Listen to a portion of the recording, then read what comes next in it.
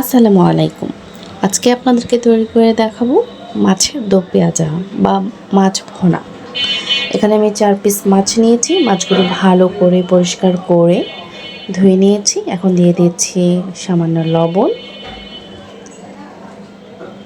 আর সামান্য হলুদ গুঁড়ো দিয়ে ভালো করে মাছের সাথে লাগিয়ে নেব।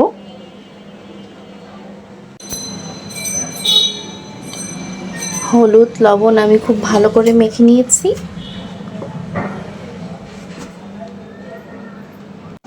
এখন মাছগুলো ভেজে নেব।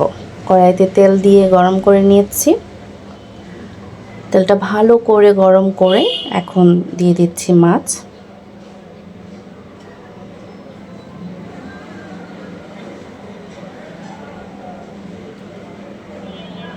এক পাশ হালকা হয়ে এলে উল্টে দেব।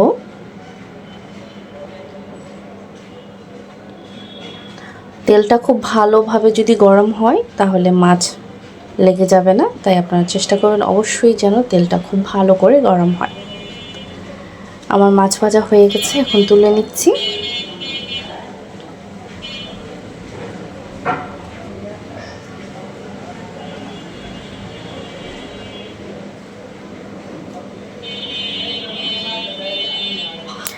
একই তেলে দিয়ে দিব বেশ কিছু পেঁয়াজ কুচি।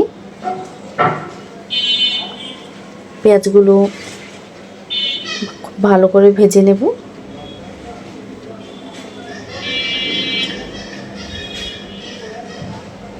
কিছুটা নরম হয়ে এলে দিয়ে দিব 3 চামচ পেঁয়াজ বাটা,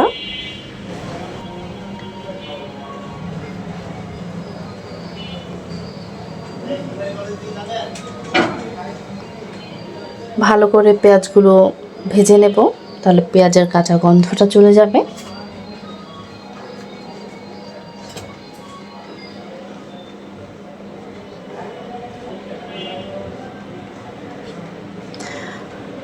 বেশ কিছুক্ষণ ভাজার পর দিয়ে দিচ্ছি হাফ চামচ রসুন বাটা, হাফ চামচ আদা বাটা দিয়ে আবারও খুব ভালো করে কষিয়ে নেব।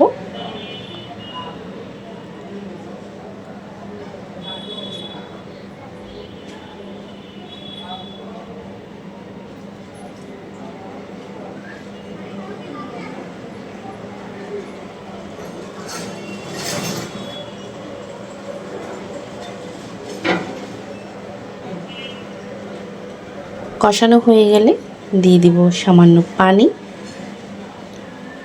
তাহলে গুঁড়ো মশলাগুলো পড়ে যাবে না।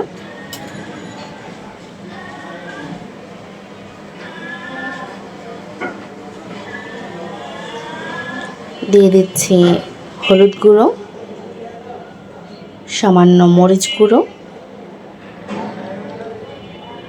ভালো করে মিশিয়ে নেব।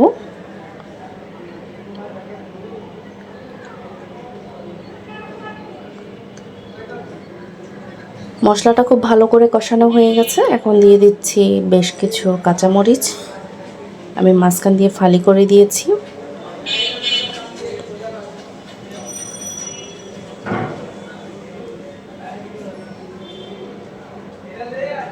মশলাটা খুব ভালো করে কষিয়ে আমি আবারও সামান্য একটু পানি দিয়ে দিয়েছি। পানিটা একটু ফুটে উঠলেই দিয়ে দেব মাছ।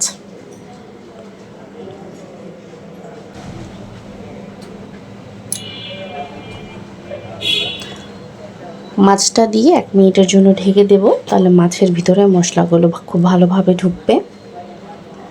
1 মিনিট পর দিয়ে দিচ্ছি উপর দিয়ে ধনেপাতা।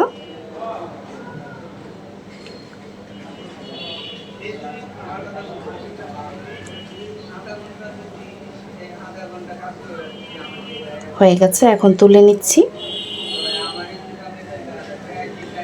খুব অল্প উপকরণ দিয়েই খুব মজাদার মাছ ভুনা। আশা করি আপনাদের ভালো লাগবে। ধন্যবাদ।